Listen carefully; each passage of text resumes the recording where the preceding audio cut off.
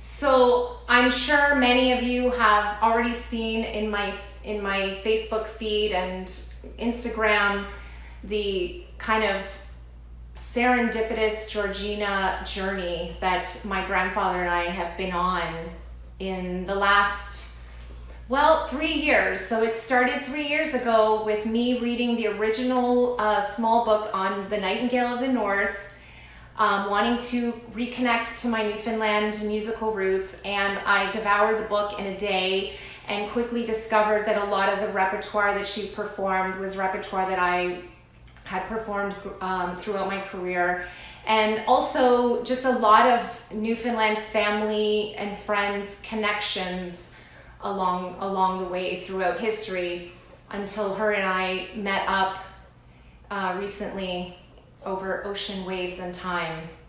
And so it started with concerts. I started writing a list of all the repertoire I wanted to perform in the concert, and kind of putting it out in order of to kind of create a story of her musical and her career, her legacy.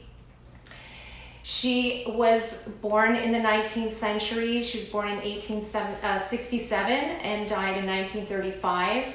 She had an absolutely incredible international opera career from a very young age. She went off to study first in Toronto, came back to Twillingate, Newfoundland, and from there she went to Italy and studied with a teacher by the name of Vannuccini, and then she went over to Paris and studied with Matilda Marchesi, who is most classical and opera singers will know her as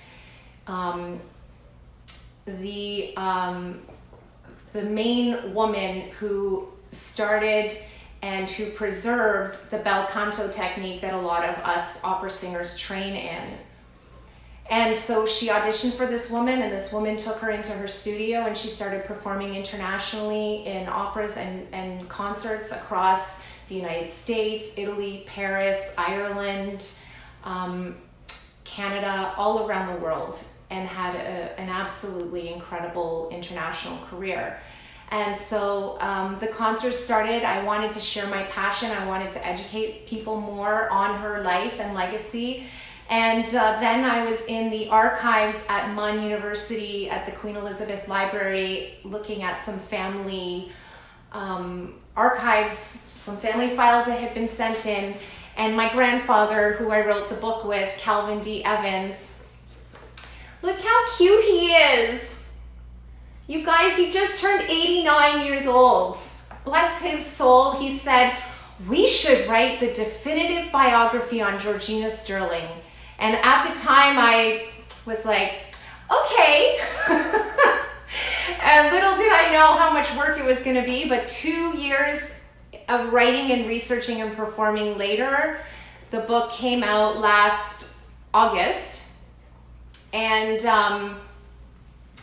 it's been an incredible journey, and the albums came out at the same time. So I have to be honest, you guys, I did not crack the cover to my own book until very recently, like I'm talking about a month ago, because although I had read so much of it in the editing process, I needed some space from it and some kind of distance. And I think as most artists, we don't want to hear or see our own work for a little while when we've been so close to it. And I just kind of put it aside for a while, and I gotta say, there's some passages I'm really impressed with in here.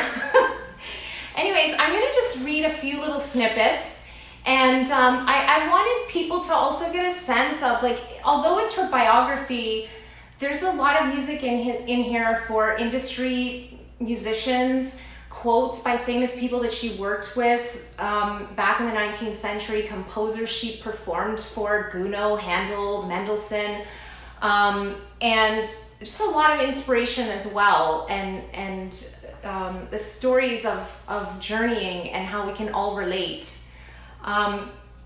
We got a beautiful review, an early review from Alan Doyle on the back of the book. We got an amazing review from David Pomeroy, Newfoundland's international tenor, and from Joseph So with Opera Canada magazine, so, and a number of more people that are their reviews are inside the book. But I started chapter 4.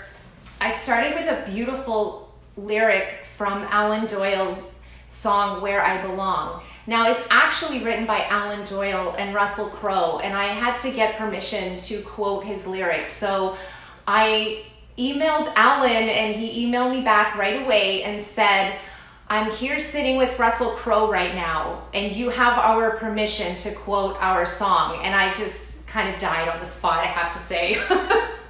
Anyways, listen to what a beautiful, just couple lines that I pulled from his song that really have to do with home and being a Canadian, and especially a Newfoundlander. "And so I'll cast my leaving shadow, and I'll be Canadian. But distance won't decide what matters to the hard rock's loving sun. And when I'm thinking of St. John's, I'll bring her closer with a song. I don't know where I'm going, but I know where I belong." And with that, I'm just going to hop over to chapter 5 and read this other little poem before I read a tiny little snippet about what home meant to Georgina Stirling, and we're going to bring Ron Hynes into the discussion as well. Chapter 5 starts, "Georgina's Twillingate, her voice, her sea, and her family. Let me be where the sea ceaselessly washes o'er pebble shore. There I find buoyant mind, when the wind doth combine with the brine, making sound all around, like a song for the strong. Company for the free, there I see, let me be by the sea." That's by A.C. Warnell from the Old Salts Request. And Georgina had an absolute love for the sea and for Newfoundland, and it was apparent in her letters that we were able to physically hold in our hands. And I definitely share that love with her, as I know many Newfoundlanders do. So I'm going to read a couple pages for you from chapter 16. It does start, it's called "Georgina's Eternal Legacy, a Heartfelt Goodbye." And it does start with Ron Hynes' lyrics from his song "Marie," which he wrote about Georgina Stirling. And Marie Toulinguet was Georgina's stage name that Matilda Marchese gave her when she was studying with her in Paris. And I'm going to sing Marie for you after I read this couple of pages at the beginning of chapter 16. And if any of you guys have the book, you can follow along. "The moment I first heard Ron Hynes' song Marie, its melody and lyrics were profoundly imprinted on my heart.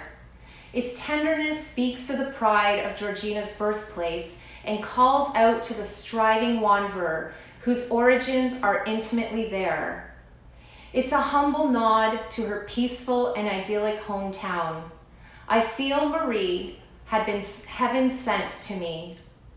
It's become a favorite request at bedtime from my son, and has impressed upon both my children and my audiences a precious, compassionate, and accessible insight into Georgina's emotional life and career.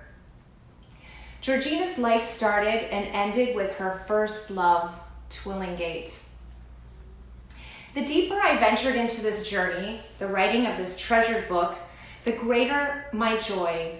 With both Georgina and my grandfather, Calvin Evans, leading the charge, it came as no surprise that life had unfolded with such staggering synchronicity. Newfoundland for Georgina was a lighthouse, always guiding her back. I felt confident that Georgina had become my lighthouse, to beckon me back home to my treasured roots, and to have me tell her story. I thank God when I think back to the gentle nudge from my sweet cousin Jody and the inspired notion to crack the spine of the dear book Nightingale of the North. I will never forget that moment. No one knew the significance of home more intimately than two of our province's most talented singers, Georgina Stirling and Ron Hynes. In my journey to connect deeply to my Newfoundland roots and my homeland, I am forever grateful to the cascading series of events that have come together, linking me irrevocably to them over ocean waves and time, through the most poignant form of expression, song. The obsession of our hearts is deeply ingrained in the art and expression of our love for music and of our native homeland. It has led me to the honor of sharing with the world, and more intimately with Newfoundland, what a blessing we had in our sweet native songstress. I believe this is resulting in a most heartfelt and timely reunion of current and future generations to the significance of our roots and home. How is it that Ron Hynes was able to delve so deeply into Georgina's psyche? His artist's empathy, which gave him access to all forms of humanness, must have had a special affinity for Georgina, whose emotional intelligence was so near to that of his own. They had in common their love and emotional connection to their home, Newfoundland. I reflect on my most emotionally charged moments of performance. The most memorable is my performance of Marie and other repertoire of Georgina's in her hometown church, St. Peter's at Twillingate. I reflect that I also am at home, and I am deeply moved by my own sense of place. Georgina's energy still resides there, and it instantly connects me to that of my own heart's obsession. As a child of Newfoundland, I have come to experience it and recognize it as one of the most significant places I've ever known. It is a place that delights in the retelling of its prideful and splendid history, the childhood stories, the unique culture and sense of community. When I visit Newfoundland, I affectionately nod in delight as I sit opposite aunts and uncles and cousins at their kitchen tables. Every visit is full of retelling. There are storytellers. They tell these stories frequently to keep the memories alive and fresh in their minds, to stay connected to their place. They never get tired of retelling, just as singers never get tired of singing the same songs that mean the most to them. Inside the songs are sweet memories and stories that ring even more vividly and tenderly because they are set to music and sung by the human voice. The stories and memories are tied intimately to our hearts and emotions. Home is not just a physical place, it's also a feeling of warmth, of belonging, and of connection to who we really are. The proverb, "Home is where the heart is," originated more than a century ago in 1870 in the story of Davy Crockett by J.J. McCloskey when he wrote, "Well, home, they say, is where the heart is." Both Georgina Stirling and Ron Hynes shared both this sentiment and love of home so beautifully with their music. This is why I've developed an equal connection to them despite the genre differences. They were both storytellers who never ceased to be rooted in their provincial home, in the music they chose to sing and write, and for which they became known. Georgina's repertoire when she was home in Newfoundland was the more classical version of Ron's heartfelt lyrics about home, but they were both so connected to place. Newfoundlanders had a sentimental tie to Georgina. When she was home, she settled right into her beloved roots.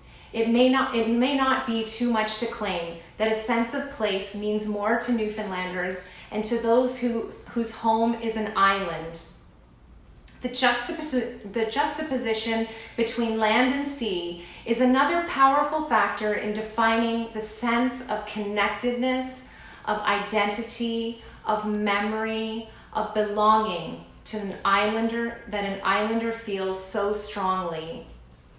Place defines one's roots, one's situation, and even the purpose of one's life. No matter where we live in the world, Newfoundland's always home. Georgina Stirling was as rooted to the sea as she was to the land. It was a powerful facet in the shaping of her voice and her life. Calvin Evans, my grandfather, shared this noteworthy recollection with me after he read a book, A History of Architectural Conservation, author Yuka Yucaleto. If we want to learn anything from the past, and we have any pleasure in being remembered in the future, we need memory. We need something to which we attach our memories. Memory is one of the key factors in the Newfoundlander's sense of place, and this is which accounts for and produces the fine art of storytelling and the fine music and songs of many genres which blend into one to keep us grounded in our island home. I think Georgina would say amen to that. And with that, I would love to sing Marie for you. It has absolutely helped to bring the whole journey of this into the 21st century and has added such a huge sentimental factor for myself and the people that end up hearing it. So let's sing Marie. And the track that I'm using right now, I have a beautiful arrangement of it on piano by Evan Smith, but this track right now, the synth strings are by Dima Graziani and the cello is Erica Nielsen and Chris Ledrew on guitar.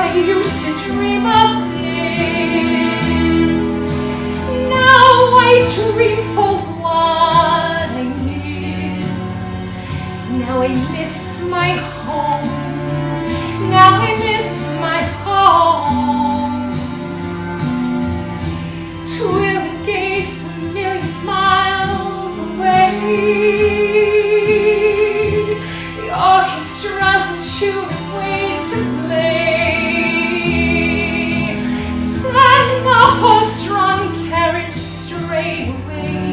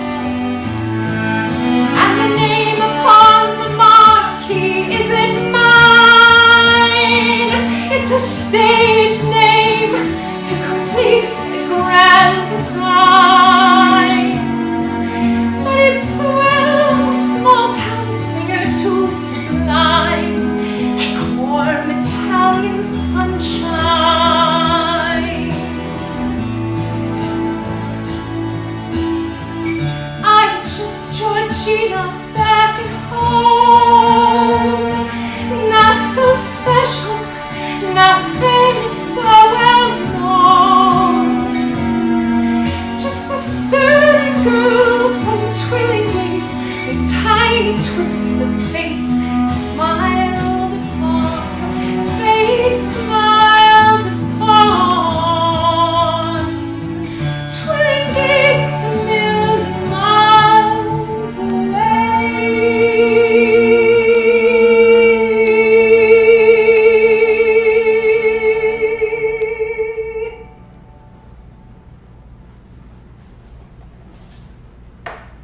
Isn't that such an awesome song? Makes me very teary every time I sing it. On my journey of learning more about Ron Hynes' music, because I kind of got sucked down a rabbit hole, I picked the most of the songs that really resonated with me the most, and of course brought me to tears or gave me goosebumps. And one of those other pieces is called Away. And the reason that I bring it up in the book is what you'll discover in this next short passage. This is taken from chapter 5. My second trip back to Twillingate was in August 2018 for the final of 3 Nightingale Sings concerts across Newfoundland. I sat at a window table in Georgie's restaurant with the owner and new friend Deborah Borden. As we both have a love and fascination for all things Georgina, our conversation was one of wonder, surmising, and a shared desire to discover the truth. Deborah pointed to the government wharf just steps from her restaurant and remarked that whenever Georgina came home from Twillingate from her performances abroad, the wharf would be full of community members, family, and friends to welcome her back home with pride. I was transported in my mind to what it must have been like to stand at the edge of that wharf. Georgina boarded a grand steamer ship from that very wharf with trunks full of personal belongings, setting sail on a voyage to continents unknown. Her dreams were lofty. There must have been an overwhelming sense of anticipation and joy bubbling up from within her as she embarked on this adventure. How did she feel when she looked back over her shoulder to watch her Twillingate slowly disappear from her sight? When she departed for her first trip to Europe, her voice had only fallen on the ears of familiar audiences and shores. She was soon to be heard by an entirely new world, the birthplace of opera, Italy. Did Georgina, at the young age of 21, realize that she was one of small company of women of that time to have the opportunity and the courage to reach for a dream so rare and monumentous? And that she would also be considered a trailblazer in her time? I think she did, but was gracious and humble in her pursuit. Another Ron Hynes song that touched me was Away, which I'm going to sing. Tears rolled down my face the moment I heard it. I couldn't help but think about Georgina as I listened to Ron's touching lyrics. In describing his song Away, Ron commented that as much as it's a love song between a man and a woman, it's also a song about the love Newfoundlanders have for their home and the heartache they feel when they have to leave her. History saw many Newfoundlanders leave their beloved homes and families to travel across the ocean in search of work in the 18th and 19th centuries to what was referred to back then as the Boston States. Ron so poignantly portrays these emotions in his short but haunting melody. In my mind, I reflected on Georgina standing on the ship for the first time with her trunk as the coastal boat pulled away from her Twillingate wharf. At the young age of 16, she traveled to Toronto after losing her mother and 4 young brothers. Although Georgina was sailing toward the start of great dreams, I was sympathetic to what heartache she must have already endured at such a young age as she sailed away. And now I'm going to sing Away for You, and the track is played by Jesse Fagelman, who plays most of the tracks on my Beckon Me Home album.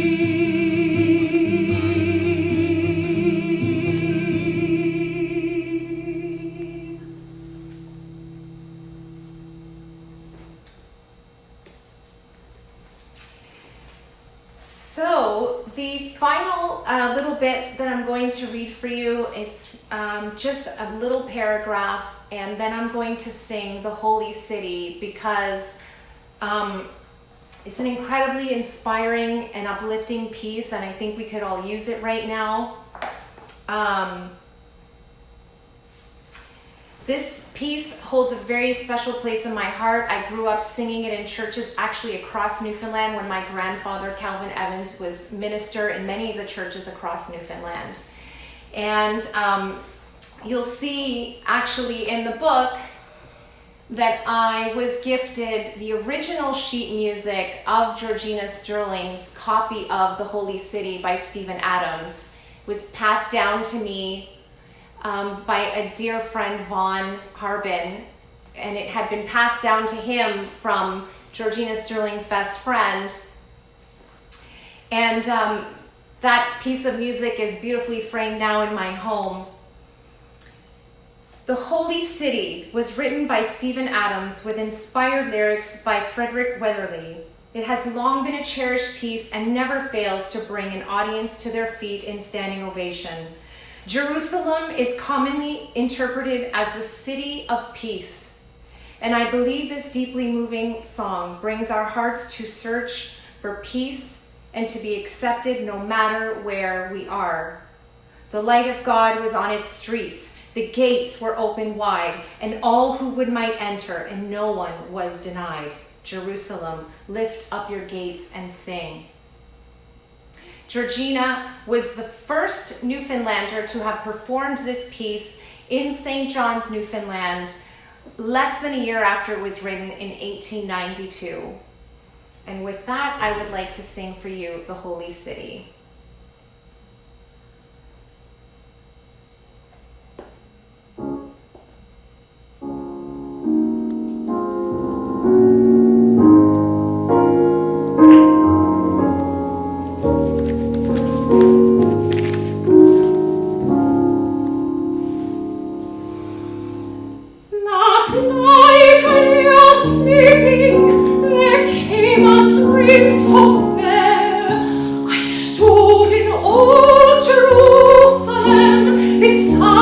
It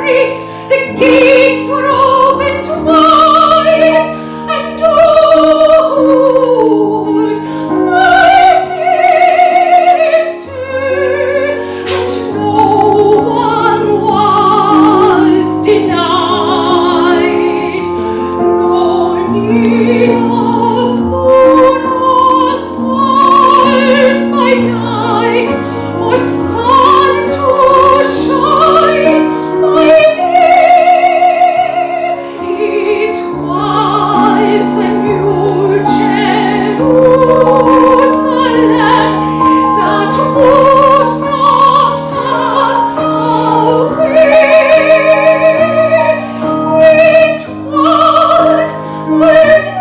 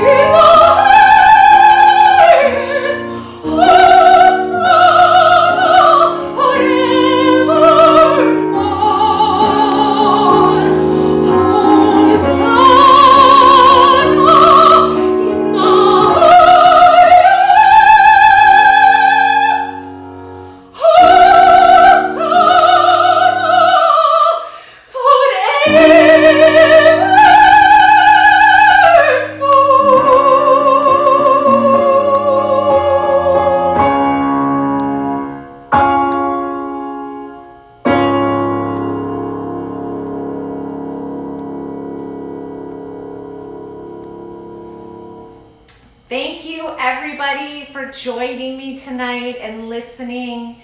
And I'm really, really grateful, and I'm sending everybody hugs and love. I know there's a lot of heartache around the world right now, and we're all in this together.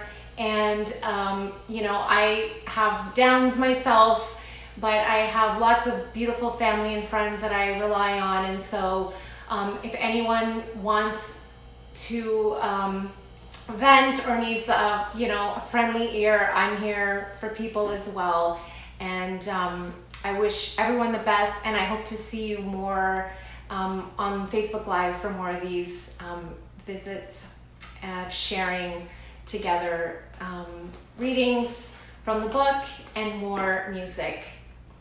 And just to end off, I just wanted to show you all that I'm wearing my Newfoundland stockings from St. John. So hello to everybody back home. I miss you all desperately, and I really hope that I get to come out there this summer again and see you and perform.